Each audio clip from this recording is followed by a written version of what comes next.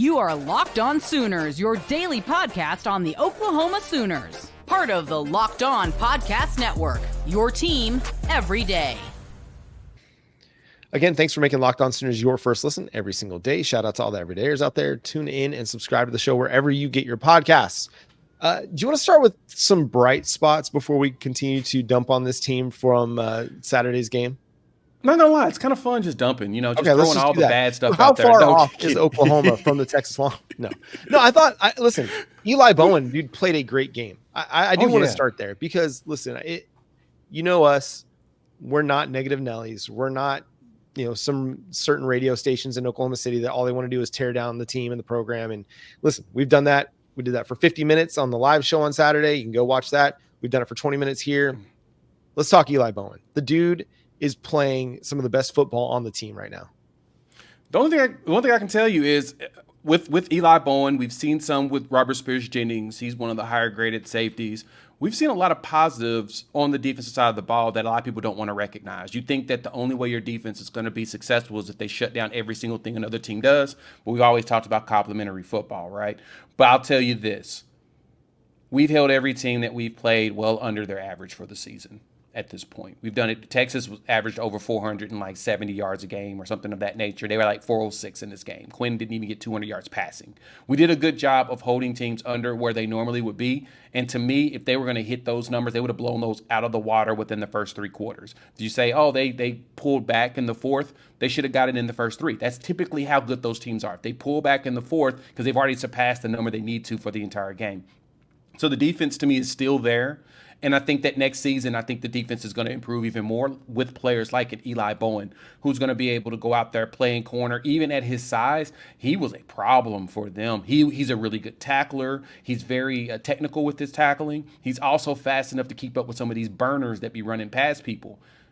And he's physical. So, that's kind of the one thing that's the benefit of a shorter corner is that the running joke is they've been fighting their whole lives because they're short guys. And so because they're short guys have been fighting their whole lives, they fight very well against tall wide receivers. Mm-hmm. They've been fighting for women. They've been fighting for attention. They've been fighting for all of it because they're short kings. And so he's out there, he battling it out with those wide receivers, and that's what you need. You're going to need those sparks. The linebacker room looked like they were trying to get themselves really, really going.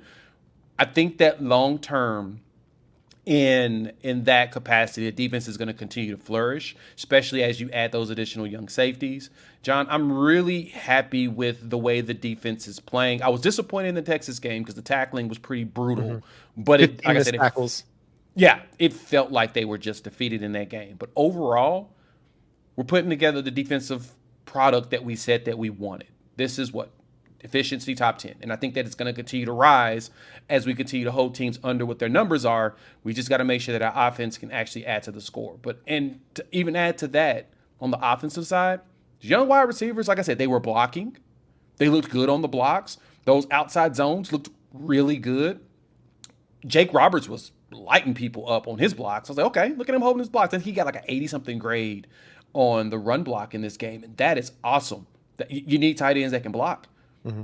We were starting to see some positive pieces. There's very small silver linings in there. And like you said, we're very cautious optimists here. We always try to find a silver lining. If we can get more Zion Kearney out there using his big frame to really get going, long term will be a lot better because regardless of what we say in the complaints, we're going to make a change at OC. We're going to. It's just going to be in December. It'll be a nationwide search. We'll look for the best. We don't want a gimmicky offense. We want an offense that's going to complement the defense. And I think that we're going to be fine with that part long term. You mentioned Zion Kearney. He had the second most snaps among wide receivers in this game behind just Brennan Thompson. He did grade out fairly well. Finished in the green. Had the second highest run blocking grade. To me, he's a starter the rest of the season. Yep. I don't care what else is available to you. I don't care who else is available. I need more Zion Kearney. I need to get him as much experience the rest of this year so that you can have better depth and better experience going into next year.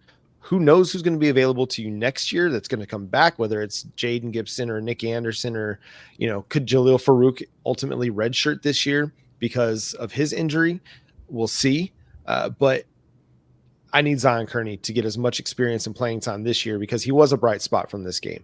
The 4 catches, 45 yards. He had the longest play of the day on one of his receptions. So you've got to continue to feed that and fuel that and develop that. I also think Eli Bowen has earned the right to start the rest of the year. He's played really, really consistent ball, especially as his snap count has increased. He finished 3rd on the team in snaps on Saturday behind just Danny Stutzman. And I want to say it was Billy Bowman that had the most snaps in the game. So continue to roll Eli Bowen out there.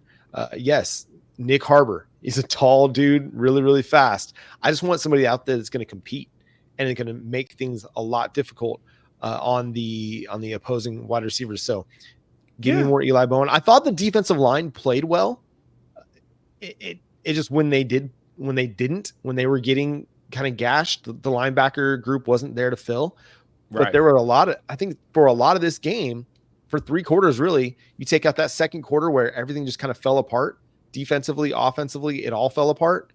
Not to quote Linkin Park, but those other 3 quarters, I felt like the defense played well.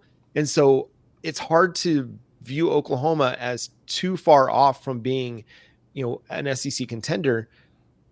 But you got to get your offense fixed. If you have no offense, you're not going to be able to compete with the best in any conference, let alone the SEC. What they're going to have to do is, to me, you play Peyton and Eli together and you bracket Harbor.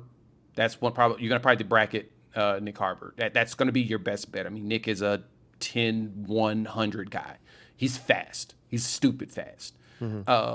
So you bracket the heck out of him with the Bowen brothers. You tell them, look, I don't care. Yeah, you guys have played ball together for years. You understand how to communicate with each other and how to work things out. Y'all work that out. That's your guy. Both of you. Figure out how you want to be under and over. Put them on the side of the ball together. Because Peyton played 50 snaps, so we got to see a lot more of him. He was one of our better tacklers. Wasn't the best in coverage, but he was one of our better tacklers in there. And what he needs to do is, like I said, work with his brother on how they're going to bracket Nick Harbor together. And then from there, as you said, the defensive line, when they were starting off, they were getting some pressure. They was causing problems. Grayson Halton was out there terrorizing for a bit. And then it's just the linebackers were not filling the gaps like we would normally do. That's where we started to lose a lot. Now, Kobe McKenzie had a really good game, and I think he's going to be your leader, him and Kip, next year in that linebacker room. We didn't get a really good showing by Lewis Carter, unfortunately, but I know that that's going to do nothing but grow as he gets additional experience. But you're right.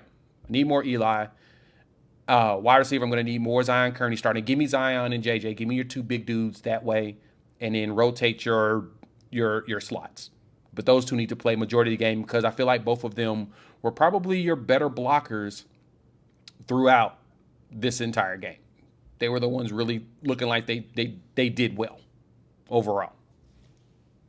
Yeah, so there's a lot that has to get better, and it has to get better quick because that South Carolina defense is no joke. It's good. But that's going to do it for today's episode of Locked On Sooners. Thanks so much for tuning in, being a part of the show. Subscribe to the show wherever you get your podcasts. We're free and available on all podcast platforms and on YouTube, so go hit that notification bell and that subscribe button over there to let you know when new episodes drop. Follow Jay at Unfair Sports. Go check out his channel, Unfair Sports, on YouTube as well. Follow me at John9Williams. You can also read my work covering the Sooners over at SoonersWire.com. But until next time, he's Jay Smith. I'm John Williams. We'll catch you then. Boomer! Sooner.